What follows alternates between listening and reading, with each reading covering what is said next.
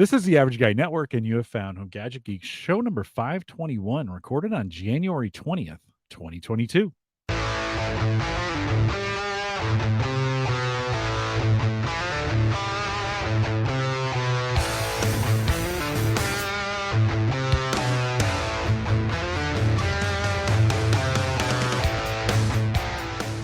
Here on Home Gadget Geeks, we cover all the favorite tech gadgets that find their way into your home. News, reviews, product updates, and conversation, all for the average tech guy. I'm your host, Jim Collison, broadcasting live from the AverageGuy.tv studios here in a cold Omaha, Nebraska. How you faring over there on the west side?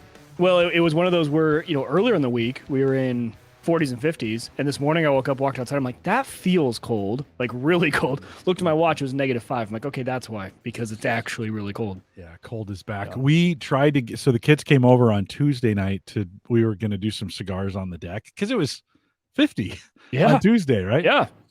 And so we were about 3 hours too late. By the time 7 o'clock rolled around, the wind had started blowing and it wasn't, it was dipping fast. And so we got an hour or so on the deck and then we had to come in. So pretty cold here in Nebraska. You know where it's not cold is right here on Home Gadget Geeks. Of course, we'll post this show. I'm already one beer in. We went out for sushi tonight. And so this could be rough. We'll post a show with world-class show notes, just a few of them at theaverageguy.tv. Big thanks to Christian Johnson, who joined us last week for the show. Did a bang-up job of doing that. I have so much fun when he's on. He's great. He's awesome. Yeah, if you haven't listened to that show, what's wrong with you? Like, seriously. It's Christian Johnson. Come on. Check yourself for a second. Why have you not listened to that show? I mean, his normal talk is more interesting than most of us. Agreed. When we're talking smart. Like, he just talks about regular stuff and you're like, that's pretty smart. I mean, the kid's amazing. I talked him into restarting Cyber Frontiers. So for some of you who are new, you don't know about Cyber Frontiers, but Christian and I did Cyber Frontiers the whole time he was in college. And then he got work in and I got busy. We just kind of got away from it. We're going to restart it. And February 16th, we'll do a live program for that. If you want to join us, I'll be tweeting and all these other things so you can join us. But February 16th, if you want to do the recording, or if you haven't subscribed to Cyber Frontiers yet, you might want to head out there and get that done. Cyber, just like it sounds, CYBER Frontiers, and get that on your podcast player so you don't miss that episode when we restart.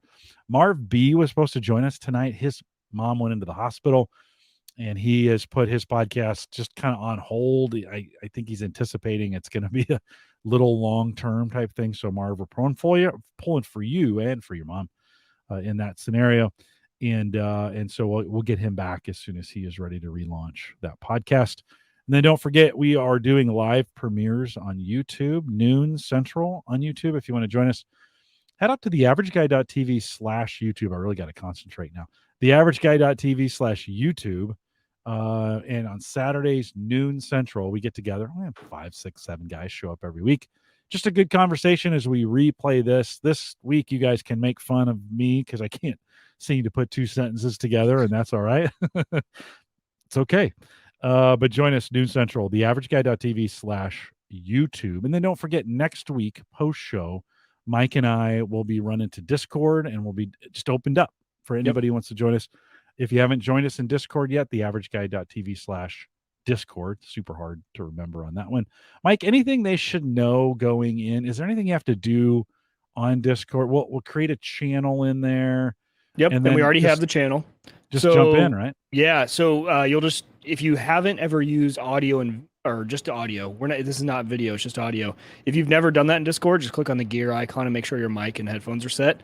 And then at that time, we'll jump into, there's an open chat voice channel, and we'll just hop in there. And again, it's not going to be recorded, so don't worry about that. But as long as people are civil and have a good time and keep it PG, then we'll consider doing this, maybe once a month or something like that. It's just a chance to everyone jump in and chat. I got this idea from one of my ham radio live streams that they do. It's the post show, they jump over there, and I've enjoyed it. It's pretty fun. And you have some people who just come and join and go on mute and they just want to listen. That's totally fine too. Or you're welcome to do that. You don't need to talk, but we'll be there. Back in the day, we did this on Saturdays. We called it Rich's Random Podcast Generator, and we record it and see what happens. And I'd give it to Rich, and he'd edit it, and we'd put it out there. We won't record this. This will just be us hanging out and have a good time. So, no, your video, Jim. Really? Yeah. Did it skip or it's slowed down and you got really slow motion? Your audio. No, I think that was just me. No, it was the video. Oh, I didn't even see it. Maybe it was just me. Maybe it was my side. Could have been. Chat will have to see if they saw that. Could have been. Yeah, we'll have to. Or maybe it was just you. Joe said the video has been solid since I started. Yeah, it was. That was the first time I'd seen it do anything. So yeah, you never know. Sammy's up there watching YouTube videos. Well, we'll talk about this here in just a second. Yeah. Sorry, I should have saved it. No. That's fine. We'll get in there. We got some voicemail messages. I asked you guys to go to homegadgetgeeks.com this week and leave some voicemails. We've got some good ones. Let's start with Brian's, and he's got some questions for us about tech for 2022. Here's Brian. Hey guys, it's Brian, and I just want to say Happy New Year. And thinking about the new year and about technology, what is one piece of technology you think you're going to use more in 2022? And what is one piece of technology you think you're going to be using less? Mike, we'll start with you. Let's start with more. What do you think? What are you using more besides a new truck? Well, that you're never going to get. I know. I was going to go down that path, but not just the truck, but what I've actually been doing. And thank you to everyone who's been posting the videos in the Discord about EVs in general and just getting used to this charging trips, taking trips while having to charge and all of that. So there's been a few suggestions. There are some really good EV apps that you can install that give you just more information on the different charging stations, how much output those charging stations, put out. So you can know if it's going to be one of the high-end charging stations that you can charge quickly, a more low-end option, whatever that may be. So I think I'm going to be testing out a lot of different just EV in general apps and trip planning and trying to test out different home chargers. And, am I going to go with the Ford version that they give you, or are there better options? Installing the transfer switch. I think a lot of mine is going to revolve around that. Again, though, I probably won't get it. The first 2 waves of pre-orders have already gone out this year, and I was not part of either of them. Actually, one was today. I was checking my email on like a minute-by-minute basis today, and didn't get it. So I'll probably be next year or the year after. Who knows? We'll see. But whenever it is, that's going to be my more option. Are you going to do anything in the in-between, or are you going to stick with the Jeep for now? That's the true question. I've been talking about that with Hannah. As long as the Jeep is running, I'm going to keep it going. But there's question. It's been giving me fits lately. I have to fill up the automatic transmission fluid about once every 3 to 4 days because it's leaking that pretty bad.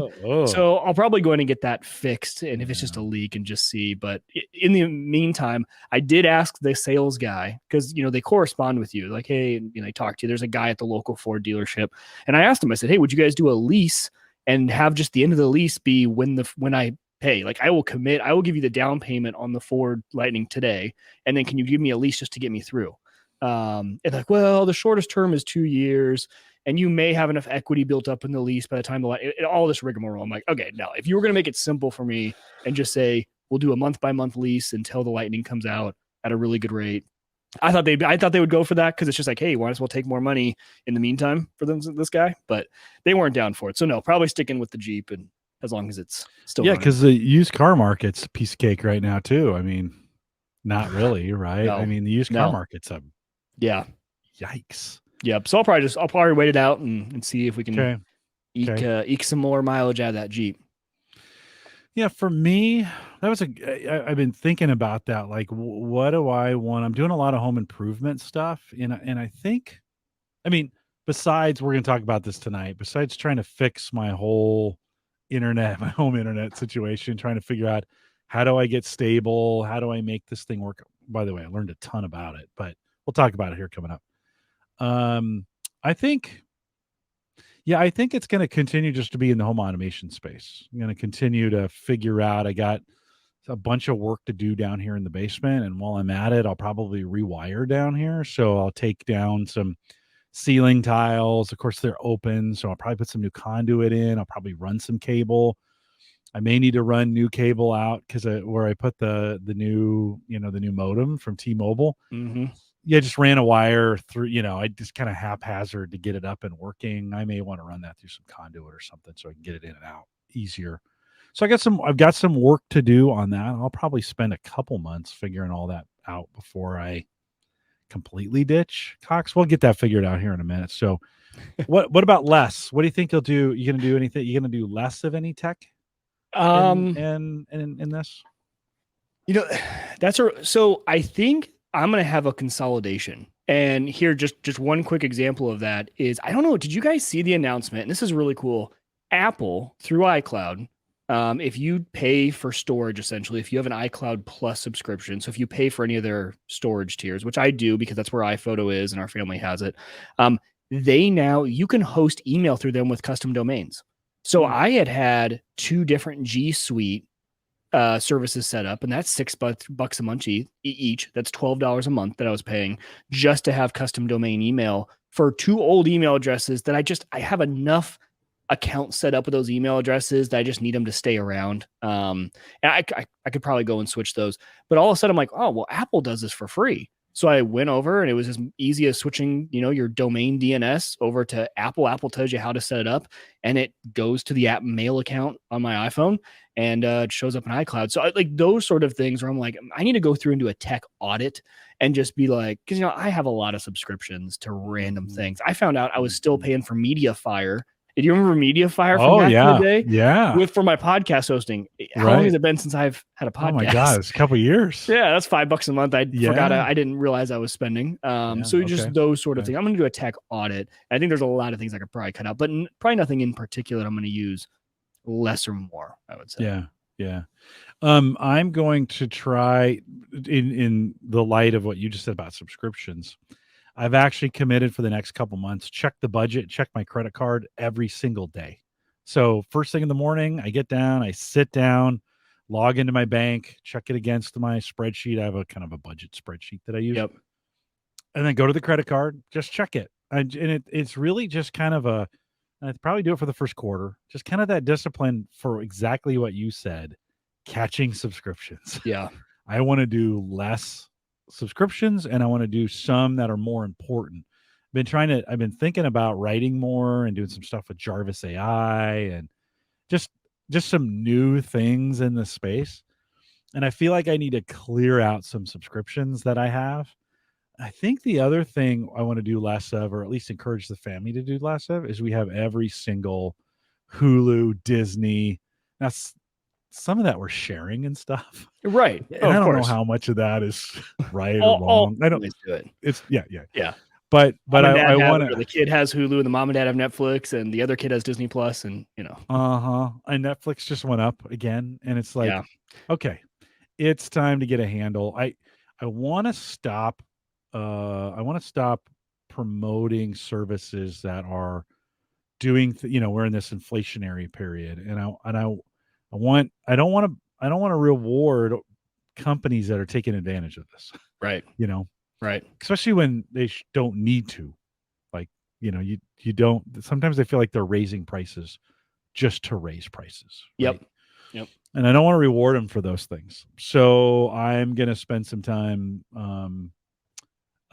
trying to thin the herd on both subscriptions, and then just kind of on our media stuff. Bob says, good idea to keep track of subscriptions. I have a spreadsheet that I always put stuff in. So you don't forget about it. Also set reminders for those ones that you just want for a year, or even some of those that you sign up for the month.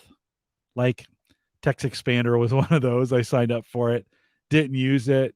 The day I was going to go to cancel it was the day I got charged and I couldn't, I'm like, well, okay, it's already charged. Now, the dumb thing would be to say, well, I'm going to just use it for the month, and I'd forget. It would go again, and it would go again and go again. Hate that.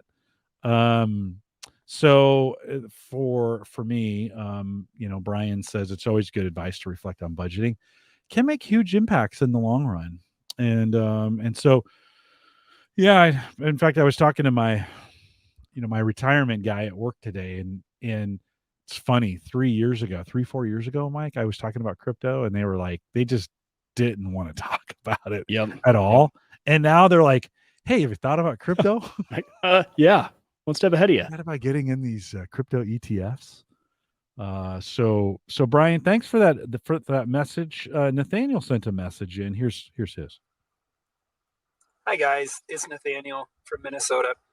My question for you is, I'm looking into getting a dash cam for the car, and I'm wondering if you have any experience with those or recommendations, what features are important. So if you want to research that in the next couple of days and have an extensive answer for me, that'd be great. Thanks. Bye. Thanks for sending that in. And again, any week you can do this, by the way. HomeGadgetGeeks.com. There's a blue icon on the page, bottom right-hand corner. Actually, it'd be this way. Bottom right-hand corner. And leave your voicemail for us. We'd love to answer your questions. For this one in particular, chat room, we're going to put you to work right now because you can answer some questions. If you've got some links, it's going to be harder for you guys to put links in the chat room, but maybe some brand names, and we can kind of go with that. If you got a suggestion, if you're watching this on YouTube later and you want to put your recommendations in the comments, go ahead and do that in the comments below, and we'll get those as well. So go ahead and drop those. And Mike, you got any thoughts on dash cams? Well, I use one. I don't know why it's actually no longer available on Amazon. So there's two trains of thoughts, I think, with dash cams. Either go top of the line, and I think top of the line is still like Owl Cam, right? Like Owl Dash Cam, I think is still kind of the go-to if you're going to want to spend the money. Owl Cam, all that footage is uploaded to the cloud. It has front and rear facing cameras where it's facing outside and inside, activated with motion, those sort of things, right? Like that's top of the line. When I was doing this, it's for my Jeep. It was really just for, I had witnessed an accident in front of me, and I was like, man, that would have been actually nice to have it on video to give to them, for insurance purposes. I'm sure they would have appreciated someone with that. So that's why I got mine. Mine's just the cheap version. So I got a Cross Tour was the brand. I think it was about $50. You pop in a 32 gig SD card, powered by USB, which I think is pretty similar to all of these. Very easy to mount.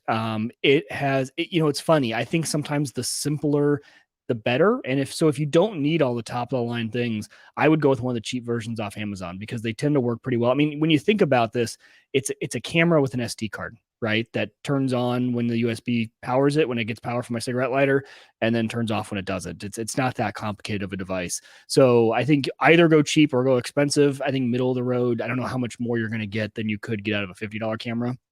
When I looked at Amazon now, my version that I got is no longer sold, but I see a lot of options in that, $30 to $60 price range.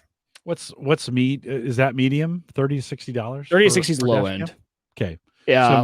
So Owl be... Cam is like $270. How do you spell that? Owl Cam, yeah. OWLCAM. Okay. Right. So Owl Cams, I mean, those are going to be $269 plus. I believe there is actually then a monthly subscription for those. I could be wrong. It's been a while since I've looked into them. You would think so, with as much data as those are going to create if you're moving it to the cloud. Nathaniel also says wants to make sure it can survive the heat and the cold. Owl Cam, the one you had, heat and cold, how'd it do?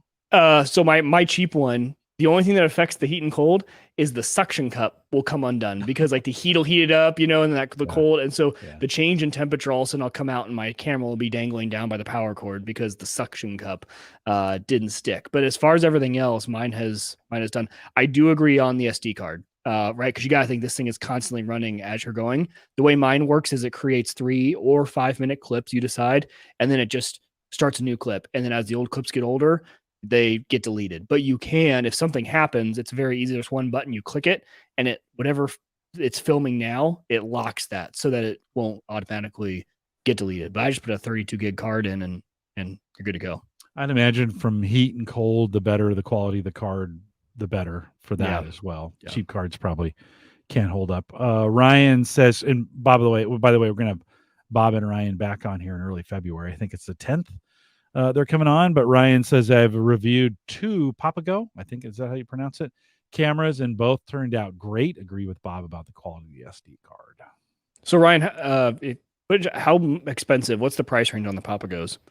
I'm curious because Nathaniel does. He brings up that there's Garmin makes 130 to 250, and that's probably right that medium to start and get into high range. I think it really just depends on what you're using it for. Yeah, what you get, right? Well, I'd probably start using the Alcam and be like, oh, I'm never going back to anything else because I'm sure I would absolutely love it. I'd think 100 or maybe 150 is the bottom end for most of these, and 300 is maybe where you want to land depending upon how much you want to invest in this thing. Yeah. Type deal. So maybe between 200 and 300 bucks, it kind of seems like they're out there. Certainly you can spend more, probably spend a little less. So I don't know, that's some good stuff. We'll take this to Discord too, Nathaniel. So go to theaverageguy.tv/Discord. If you've got some recommendations and you want to throw that in the Discord group, jump in. Mike, what's the right group? What's the right group out there on the Discord group to maybe throw that in? Probably general. Okay. Yeah, throw it in general. Get some things started. So I did see the bandwidth meter appear on my video again. There's been you've cut out a few, not cut out, but your video you've gotten really like laggy a few times throughout the show. I did a couple podcasts for work and seemingly didn't have any problems during the day. It's night. Network congestion. Watching movies. So who knows? So thanks for sending in those voicemails, both Brian and Nathaniel. If you want to send us a voicemail and talk about it on the front part of the show, head out to homegadgetgeeks.com. Bottom right-hand corner, blue microphone. Leave your 30-second voicemail and we'll cover it on the show. Appreciate it. Mike, all right, let's get to it. We spent at the end of the show last week, we were talking about 5G and network stuff, and I asked Christian, I've been, and you're right, I've been talking about this for 6 months, right? Yeah. 5G offering here in Omaha for home internet has been available for a year. So it's been around through T-Mobile. Yeah. Okay. I think Verizon too. Really, those are the two. In looking at this here in our area, you really have Verizon and T-Mobile. AT&T is a little behind on this. They have not quite gotten their act together. I'm not saying they're not going to do it, but AT&T has kind of not gotten their act together on this. And I think a lot of that's even very specific to where you're at. I can't get Verizon out here. Very much so. And I think Bellevue has some pretty good offering. And Bellevue's service, I've noticed, is just good with any of the providers in 5G. Mm-hmm. Like you live in a pretty good hotbed area. You're close to the Air Force Base, which makes kind of sense, right? You're closer to downtown, closer to kind of these areas where they need it. So that makes sense. Because out here in Western Omaha, Verizon's not even an option. Yeah. And I don't think it's an option for me here in Bellevue. I'm not sure about that. I need to check. But the T-Mobile offering was, I am a T-Mobile customer, so that kind of made sense to kind of look into it. So right after the show was over on Thursday, I tried calling to order this thing, and it was difficult. I called, and first I tried to do it online, and they're like, you're going to have to call. So then I call in, and they're like, you're going to have to go into the store. And I'm like, what is the deal? So Saturday morning, this was Thursday, Friday morning, in between meetings, I drive, and we have a T-Mobile, store just down the street. It's 2 minutes away. So I went down there and I said, hey, I'm a Sprint customer. I'm an old Sprint customer, and I can't seem to get this thing ordered. And they're shaking their heads. They're like, yeah. We haven't completely merged the two systems yet. While we're all on one network, the billing for Sprint and T-Mobile is still two different things. And what makes it even more complicated is I took incentives on the Sprint with Sprint phones. Both Sammy and my phone have incentives. I have a $27 payment, and 21 of it is covered by Sprint, right? Yeah. Well, they don't have those systems on T-Mobile. They're not really interested in carrying them over. So for until these plans run out, right, we'll still continue to be kind of build on the Sprint system. Well, Sprint and T-Mobile can't have the same social security number on the two systems. Right? Yeah. Right. I mean, how this is not like a technology problem. I'm like, you're a technology company, right? You couldn't figure this thing out. It's a billing issue. So they're like, can you bring somebody in like who's not a Sprint customer? Well, that's Sarah, right? I'm like, seriously, I got to bring my wife in to get this thing done. Are you kidding? She's never going to come in. Like, Well, okay, but imagine if she was on Sprint and T-Mobile with you, you're telling me like she wouldn't have been able to even do it. You would have been I don't, out of luck, yeah, right? yeah, I don't know. We would have to make something up, but, Wow. well, they did check ID. So, so that evening we went out to dinner, at Taco Bell, which is just down the street. Super good, by the way. And, at least while we were eating it, it was good. Yeah. That's always the way it is. Instant regret afterwards. Oh, instant. Yeah. Yeah, it's an instant one. So I took her down. We picked it up. Actually, the purchase, the purchasing of this thing couldn't have been any easier. Like once we got that straightened out, it was 10 minutes. They had one in the store. They gave it to me. They didn't try and upsell me on anything. They weren't, it was it was the most chill experience. Guy gave me the phone number of the device right away. He gave me some tips on some things you could do, and he's just like, all right, go have fun, we'll bill you in a month. kind of deal, right? So brought it home, didn't set it up right away. So that was Friday night, and I thought, okay, I really don't want to mess with this thing too much. I did take it out of the box, kind of set some stuff up, but wasn't going to plug it in, kind of wanted to see if it worked and messing with some things just on its own, but didn't really. I asked the podcast coach on Saturday. So I thought, well, I'll mess with it Sunday morning. So just did some tests with it, that kind of stuff. Sunday morning, everybody's asleep, unplugged Cox. You could hear that thing spin down or whatever, and plugged the Bitdefender box right into the back of the T-Mobile box. And within 45 seconds, I had internet. It was the simple, Mike. It was a real, there's been all these YouTubers and all these people talking about bridge mode. And now you've got some concerns about that as well. You want to do some port forwarding. You want to do some complicated stuff. Yeah. This isn't the modem for you. Like there is literally no management of the it's turn it on. You can kind of see some bandwidth usage. You can kind of see who's connecting to you, or what kind of devices are connecting. It's a very first gen. Their software is very first gen on this. So first thing I would say to you, if you're setting this up and you already have a router, you don't have to mess with new SSIDs. You don't have to. I almost want to say it's like automatic bridge mode. Like you don't have to put it in bridge mode. Now you're not getting bridge mode functionality if it was right, because you're double natted now, right? You're a private network connected to a private network. So if you do any sort of gaming on Xbox or any sort of video games, that sort of stuff, I would not recommend that, because your Xbox is going to throw a fit trying to play multiplayer with that double NAT in place. But if you're just doing internet connectivity, you might be good to go. But if look into bridge mode if you are doing any gaming and you're having issues, that would be the cause of it.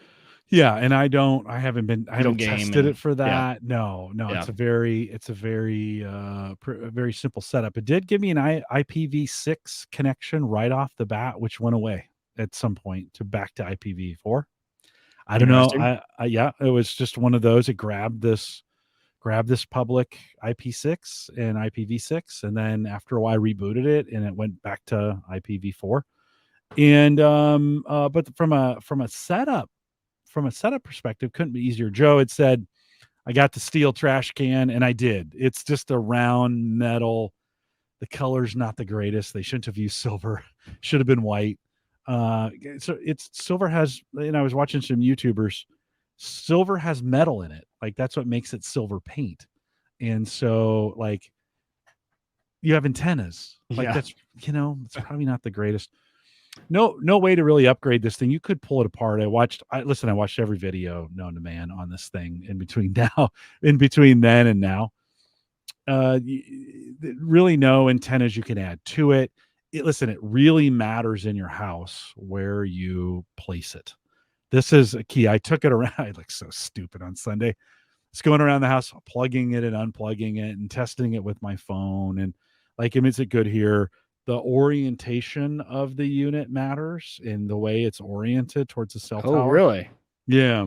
Okay. So quarter of a turn can mean 50 megs of Wow. of bandwidth. Yeah. Like on the download. Like Okay. it's so I still have some tuning to do with it. It's down here in the basement, which is probably not the best. Yeah. If I took it upstairs, I'd get a little bit better. Not much, but a little bit better.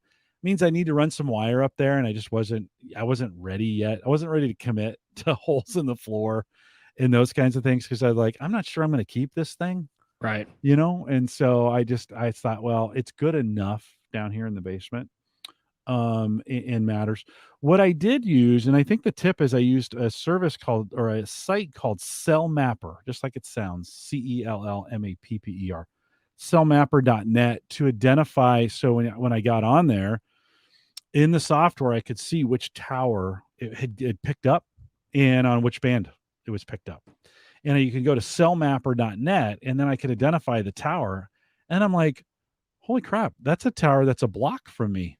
Like I have a T-Mobile tower, which was Sprint. Did you My go daughter outside? Like, goes, oh, there it is. You just look Yeah, up in the no. sky. well, we've known it was there. I didn't know it was I didn't know if we were coming off of it. I've never really checked my cell service, right, on this.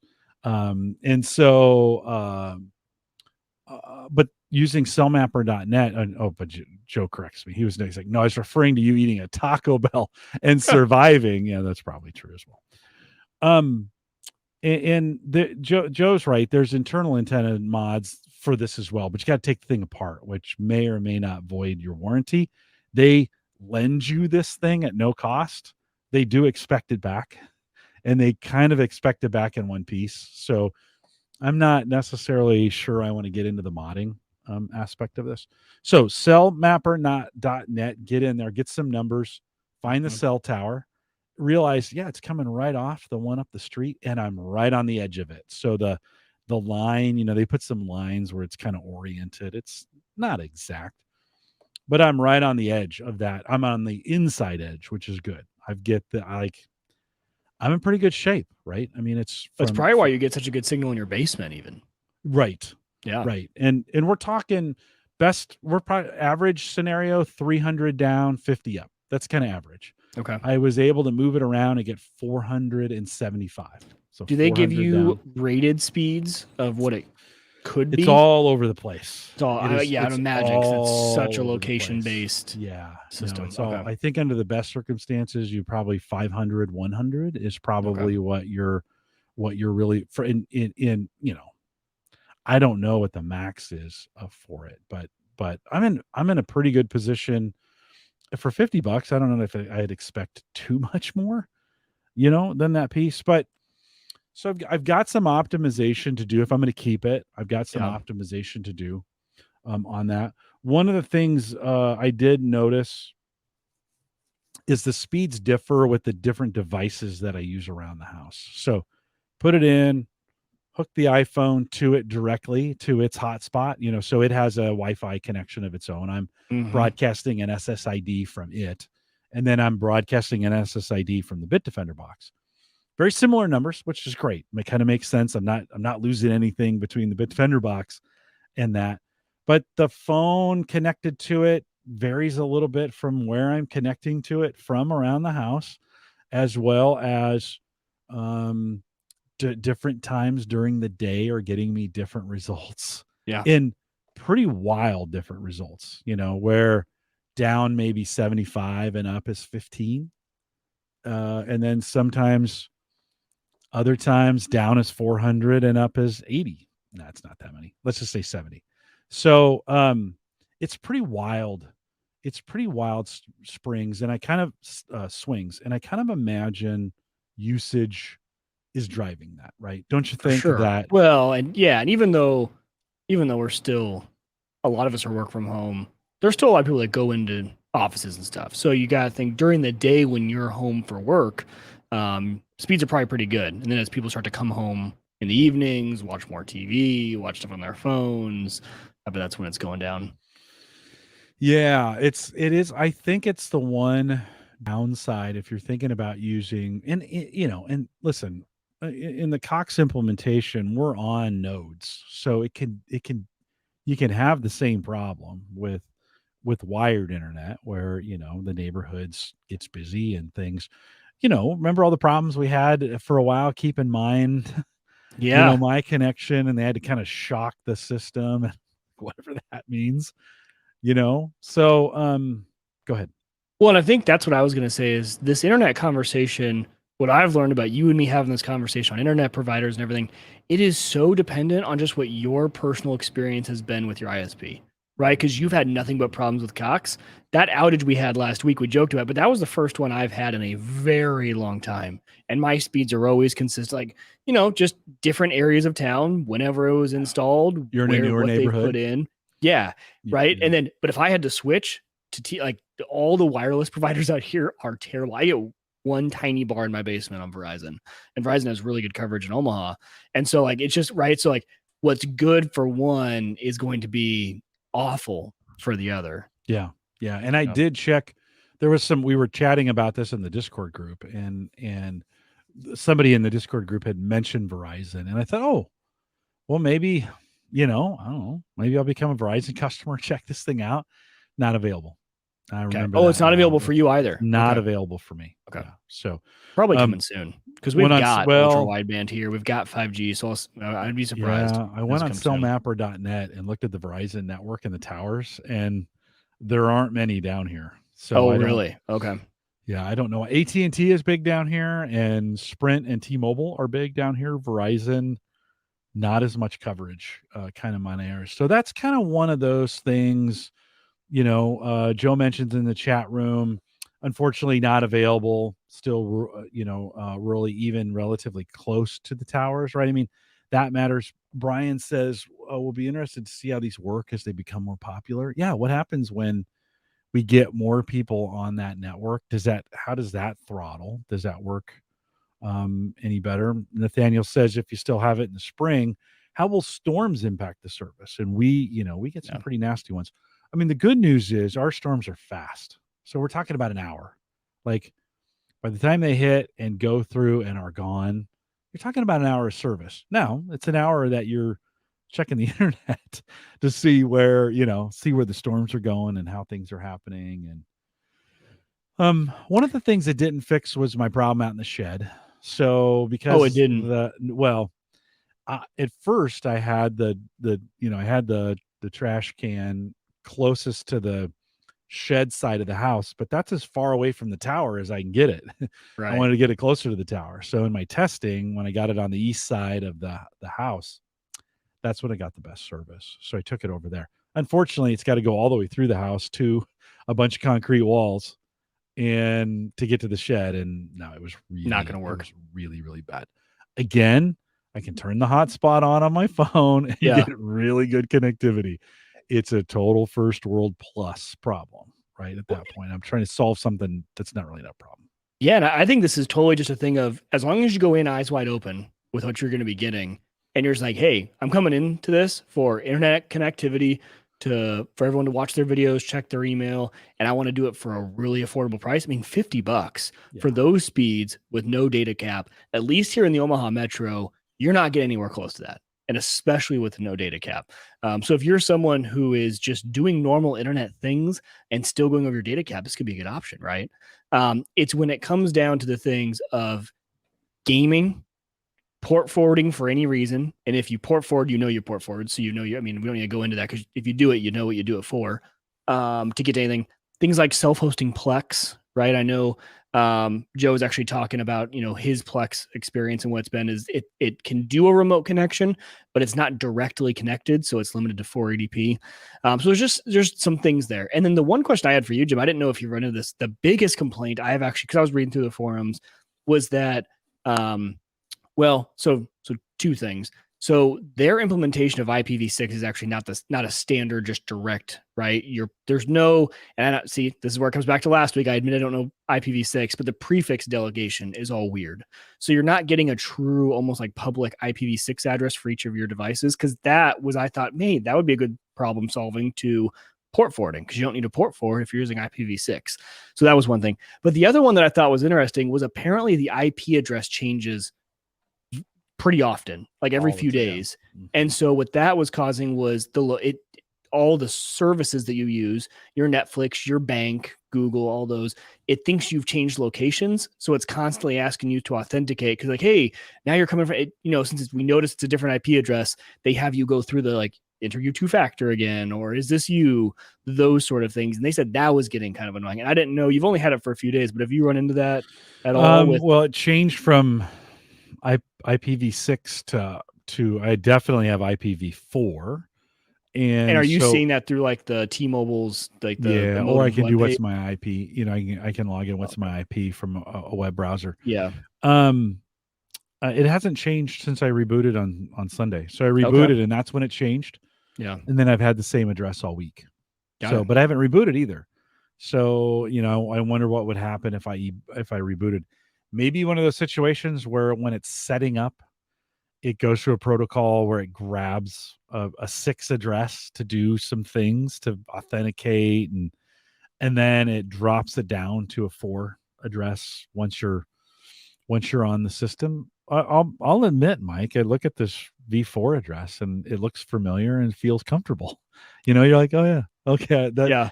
I looked at that 6 address and I'm like, oh, good God, what is that thing? Yeah. Right. What do I don't even have. How do I even understand this? Type deal. What can I do with this thing? So I had that moment where I got on, like when we were talking with Christian last week, and I got on 6 and I'm like, I don't actually I don't really understand anything about V6. Like, should I be trusted to do these things? Because I don't know a thing about this. And it was just that realization. And then when it flipped back to 4, I'm like, oh, well, okay, I'm good to go. I imagine I'll keep this address for a while. I'll just be honest. This one, now, even on Cox, it was not a static address. No. If you're rebooted after like a month or two of not rebooting, you get a new one. What's the is it a 172? I'm curious since 172.58. So it is local then, right? Because that's a local address range. I mean, it's like you got your 172, your 192, and your 10.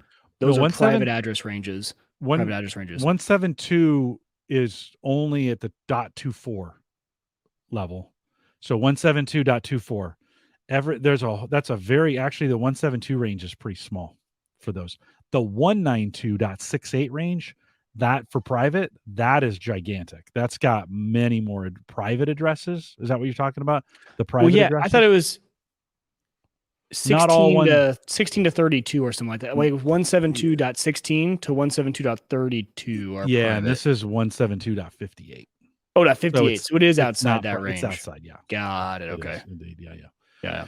So the 192 is a much wider. I think it's got more addresses available for you. I can have those backwards, but okay, we get the point. You can look that up. One of us could Google this. Yeah, I looked that up earlier last week, but I've had too many beers to remember. Bob's saying it is the CG NAT that they're using. I think I confirmed that on the T-Mobile side. Which is carrier grade NAT. I haven't had any problems. So of course, I don't do port forwarding, so I don't have to worry about it. You don't self-host Plex, and you don't game, right? So literally, it's a great use case. There we go. Saves you $100 a month. Bob put the class addresses 16 to 31 in there, class A, class B, class C. There you go. In there, and you can because I saw that 172.58 range too, and I was like, oh, that looks like, is that coming from my Bitdefender box? How because I think internally, what do I use? It's a good question. I'd have to go back and look and see. I think I use 172.24 internally for my stuff. I used to use 192.168, and then when I got the Bitdefender box, I think it's standard 172.24 that comes out of the box on that. So and I use class A. I'm 10. I used to use 192 because it was basic, but then when you run your own VPN, and then if your internal addresses are the same as the address as the network you're on, like if I'm outside the house and I had a 192 address, it gets really confused. So I switched my internal at home to the 10 class A. Yeah, right on. And I think A and C are the bigger of the two. B is the smallest addresses that are available. Okay, so let's see. You said you had 2 questions? Did I answer both of them? Did I answer? Well, yeah, you did. Though I was mainly just curious if you've run into that whole address switching causing you to have to re-authenticate or tell me yes, this is me kind of thing. Yeah, no, not yet. That has not been an issue. Sarah really likes it. Like she said on Sunday, she was like, "Are we on T-Mobile?" And I'm like, "Yeah." She's like, "Wow, that's better." She's like, "It was better than working from work." Really? She's like, "Yeah." She was remote desktoping and And it was all doing, and she was like, and I'm like, "Are you sure?" She's like, "Yeah." I'm like, even when we were on Cox, she's like, "Yeah, it was always a little laggy." And she goes, "This was fast." And I didn't even prime her for it. I wasn't like, "Hey, is this kind of fast?" Yeah. She was just like, "That was amazing for me." So the wife acceptance factor is super high. Like this isn't a convincing, and it's $50 cheaper. So, not that she cares. I'm the one who cares. I'm the cheap one in the family, right? Let's just be really clear about that. So, so she's all in. I'm still having some, the Moro data box that I use as my NAS. Mm-hmm. It's got a feature in there where I'm supposedly able to set upload schedules and set bandwidth amounts. I uploaded some files on Sunday, didn't respect any of those. Just took all the bandwidth available, and it was moving stuff fast. Don't get me wrong. When you have 50 up, stuff goes fast. For sure. Yeah. Right? But so StreamYard. But that sounds like a Moro data box issue. Oh no, for sure. Right. Oh, okay. No, for sure. Yeah, I'm not blaming the box. The problem is I can't have now. This isn't going to be a problem because I'm the only one who loads things to the Moro data box, so I control when the files go there and when they upload, so it won't be a problem. But it is one of those things that got me to realize if something overwhelms the network, like it's not as resilient. Like with Cox, if I did that, it just didn't seem like I had those same kind of problems. It wouldn't bring it to its knees. Right. Yeah. I can't prove it. I haven't done any testing on that. Maybe I should. Maybe I should fire that back up, move the network back over, and give it a try. I doubt it because I'm kind of lazy. But go ahead. Well, no. So I was going to let you finish. It brings me up a good. So this is interesting because when cable modems moved from DOCSIS 3 to DOCSIS 3.1, one of the big benefits there not only was these new DOCSIS modems allow you to get gigabit speeds, it got rid of buffer bloat. And buffer bloat is a big issue on DOCSIS 3.0 modems. Or maybe it's before 3.0. I know it was 3 to 3.1 that got rid of buffer bloat. I don't know how that works with cellular modems. I don't know if they suffer from the same thing, but it reminds me of the queuing issues. So if all of a sudden something tries to use all your upload and it can't go through all that queuing, it reminds me of the days when people had buffer bloat issues on old DOCSIS modems. Yeah. So I don't know how all that works. I don't know how the tech works, but it could be maybe just a first gen thing from the T-Mobile modems, right? Could be. Like it is. It's definitely. I mean, this is there's a lot of customer feedback on this particular modem from T-Mobile. I was shocked by that. Like the forums, the workarounds people are trying to do to get this to work the way they want it. And what I found out was there are a lot of nerds like me who are trying to figure out the whole port forwarding and gaming things. Like that was the two biggest things. Everyone's like, yeah, we're gonna figure this out. We'll figure it. So yeah. I imagine, and then the software is, I mean, the Cox software is infinitely better. Like the gateway software, both on the phone, and infinitely better and more mature than what I got from T-Mobile. But it does seem like, I mean, I was watching a YouTube video from 8 months ago, and the release version that he showed on that video and the release version of the software I have now it's pretty far apart. And you're like, oh, so maybe T-Mobile's spending some time iterating on this. Yeah. So if that was 8 months, updates. Not bad.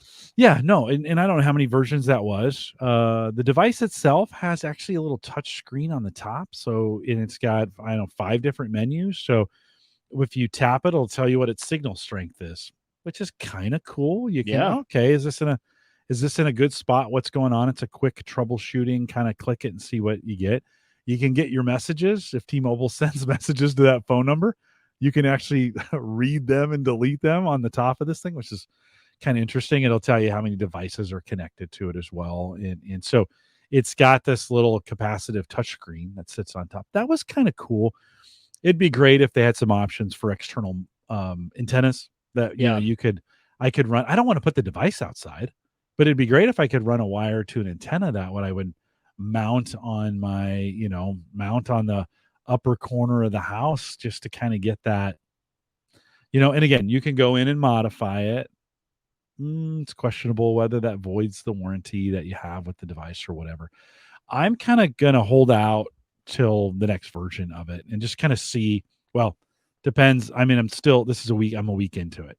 Yeah. And my commitment to this is about 3 weeks. I'm going to give it a Okay. month, even if I pay twice for, if I pay for this for a month and I pay for Cock for a month. I just feel like this is worth kind of working out some of these details, learning some things about it, being able to test it. Consider it your because essentially what you're doing is you're just adding on the unlimited data plan of Cox. Which is $50 a month. That's true. I That's pay true. just for unlimited data what you're paying for the entire internet service, which grinds my gears a little bit. Yeah, it is. Isn't that wild? I mean, it is kind of what nice. it is. It The is one kinda nice. thing, so a little quick tip here, something I was going to bring up, and actually with you and your testing, right? And you're saying the speeds fluctuate throughout the day. One quick Docker container, if you guys are looking for a good one that I ran into, was Uptime Kuma.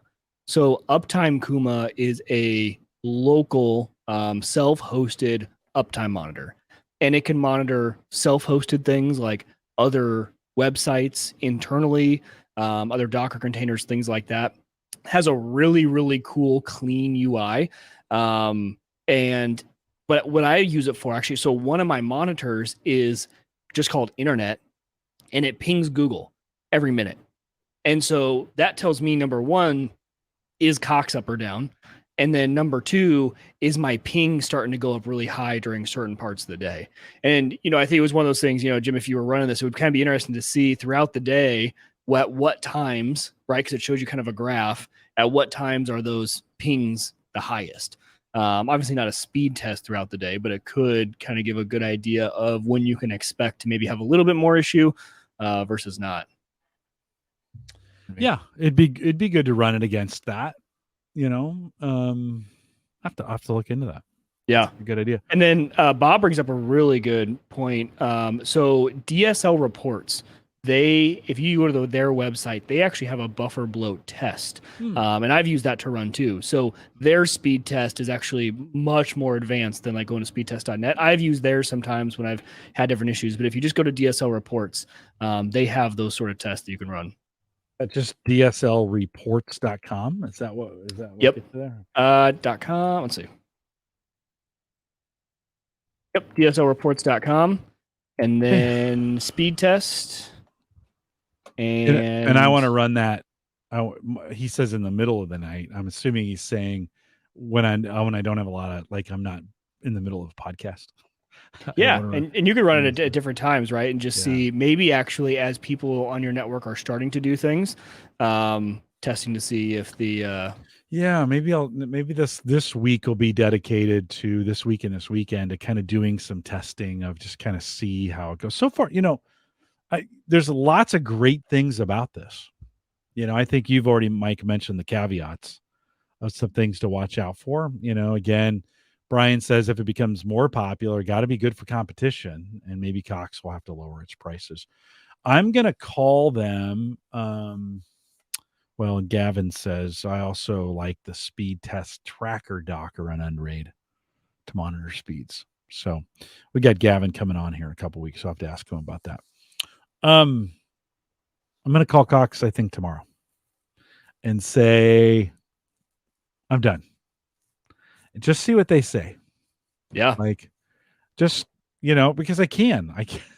For You know, I sure. kind of can at this point and be Yep. like, I'm pretty sure. I think even with the little blips, have I had any more blips since the first one? Have you seen any One. kind of Only one more. Okay. Since then. kind of acceptable to this point? Listen, I'll be honest. I'm going to return this Gigablast because I'm renting it. You know, it's $10 Yeah. a month. And if I need to go back to Cox, I'm going back on my original modem. I have a DOCSIS 3.1 that gets me 300. And I was only on the 150 plan, 10 up to begin with type thing. Now, it's tough to give up Gigablast. You know, it's tough to give up that 900 down and that 35 up, which had gotten pretty rock solid. Yeah. So I'll just have to see how that goes. John says it's been really solid for him. So good, John. Well, the good news is I'm recording this, so if I want to go back and look Yeah. and see just how good it was, right? Yep. Just total of 3 times. That's it. And they were not the same as when you had Cox issues. When you had Cox issues, the blips lasted much longer and it was more consistent. Yeah. Whereas this is very minimal and very short duration. And I'm getting a little bit of blip back from you too. So Oh, really? that could be me. This could be you. It could be the internet. Well, and okay, Yeah. someone in chat, go to DSL reports right now and try and run a speed test for me. It's giving me errors actually. So when I try and I click on cable, it starts to run the test. It keeps giving me random errors. So I don't know if it's my browser or this is a fresh install of Windows, though. This should be as clean as it is. And I'm not having any other internet issues. So it's just, I wonder if DSL reports is no longer a good utility. This is it's 7 degrees outside too. So there could Yeah. be some, you know, depending if there's a wire exposed and the temperature and some of those kind of things. Gavin said it's been down for months. Oh, really? There you go. I guess There that's we not go. going to work. Never mind. Okay. Well, I guess DSL reports won't work on that. Hasn't worked for a while. Thank you, Gavin. Good to know. What else? Check. Yeah. What else should we use? So yeah, I want another speed test that does buffer bloat. Let's take the speed test conversation into Discord, and I want to head out to the averageguy.tv/Discord, or if you're already in the group, jump in. I think it's the home networking channel. We've been talking about this. I'd love some help because I honestly don't know what to do. I'd love some help on some things I can run. I don't want to run a Docker. So sorry, Gavin. I don't want to run a Docker on my Unray to do this. I'm kind of just looking for a website. If I could run some things, get some diagnostics, some of those pieces, it would be great. So let's jump into Discord and do that. So Mike, the verdict is still out. We'll be running this for the next couple weeks. Like I said, I'll probably give Cox a call tomorrow. I've got a few open spots in the calendar, and I'll probably make that phone call and just say, hey, you know, I took T-Mobile up on there, and I'm testing it. I'm willing to take it back for the right price. Just ask a little price match. Yeah, I just I'm not paying. Put me on your 350 speed, whatever plan, and give me unlimited data for $50 a month. Well, there you go. I think it's I think that's right. good. I don't know, or at least it's a good starting point. Yeah, like I want unlimited. Like T-Mobile's giving me unlimited data. I'm getting 300 down and 50 up. I know you can't match 50 up because even your Gigablast doesn't go that high. Right. But give me your 35 up, whatever. Yeah. 300 down. 335 and $50 and unlimited. Yeah. Unlimited. Can you do it or no? Right. And we'll just kind of see. And then I think if I'm pretty sure they'll say no, but you never know.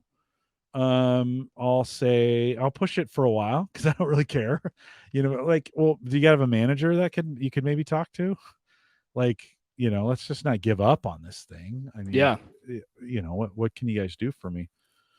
And then because I have a modem I could do that with. It'd be kind of fun to have both.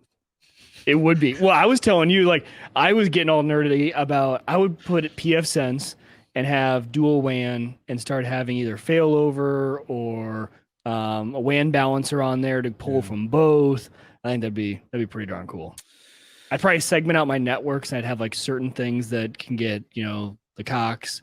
You know, I would have anything that just needs internet access and that's going to pull a lot of data, put that on T-Mobile. Yeah. I'll put all my other services that need to be routable on Cox. Oh, right. That'd be pretty cool. Right.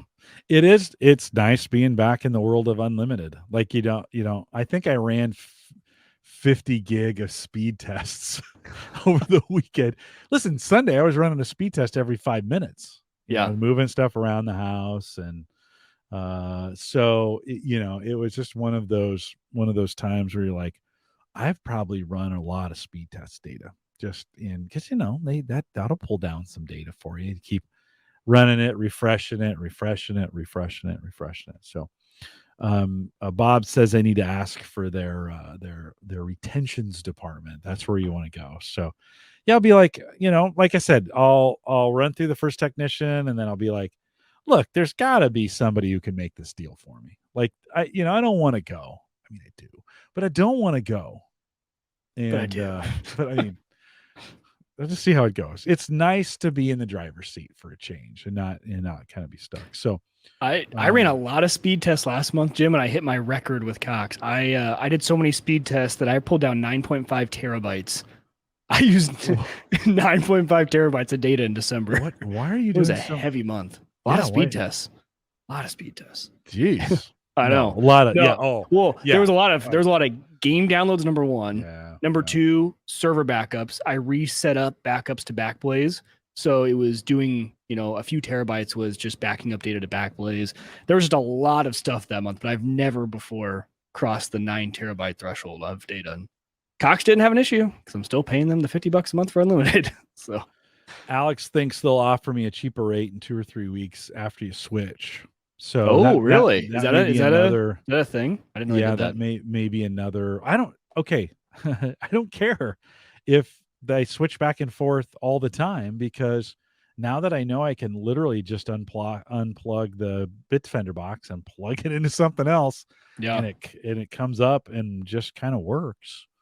That is the nice part about having, your router separate from your modem. I not using ISP modems for the routing tables. Your IPs stay the same, all of that sort of stuff.